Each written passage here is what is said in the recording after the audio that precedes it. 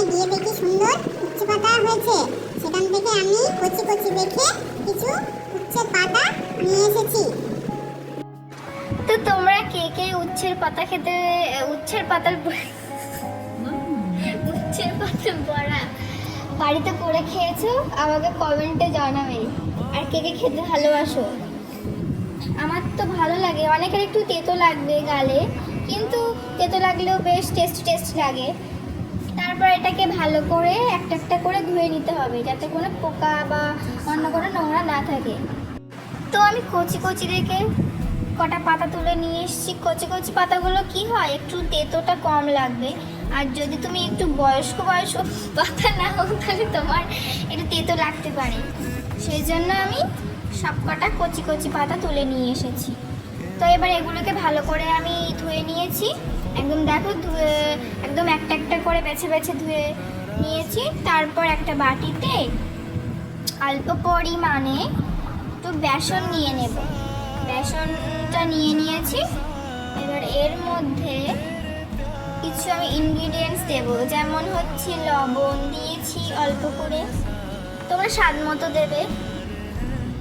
তারপরে একটু হলুদ দিয়েছি, হলুদের পরে দেব একটু লঙ্কার গুঁড়ো। আর তোমরা যারা যারা ভিডিওটা দেখছো তারা প্লিজ একটু সাবস্ক্রাইব করে দেবে চ্যানেলটাকে, তাহলে এরকম আরও ভিডিও তোমাদের সামনে চলে আসবে। আর তো এবারে এর মধ্যে দিয়ে দেব অল্প করে জিরের গুঁড়ো। ব্যাস এই কটা জিনিসই। এবার এটাকে আমি একটু ভালো করে মিক্স করে নেব। ভালো করে একটু মিক্স করে নেওয়ার পরে অল্প পরিমাণ যতটা আর কি লাগবে সেটা তোমরা তোমাদের আইডিয়া করে নেবে। দিয়ে তারপর জলটা দিয়ে ভালো করে এটা মিক্স করবে। তারপর এই একটা ব্যাটার তৈরি হয়ে গেছে বেসনের। এবার একটা একটা করে পাতা নেব, দিয়ে তুমি দুটো একসাথেও দিতে পারো, তিনটে একসাথেও দিতে পারো, তো কোনো না, তোমার ইচ্ছা মতো। তো যেহেতু আমরা দুজন খাবো সেজন্য আমি অল্প করেই করব, বেশি করব না।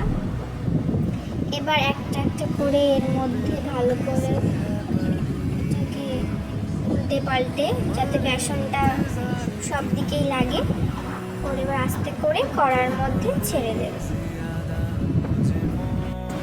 তো দেখো আমি অলরেডি একটা দিয়ে দিয়েছি।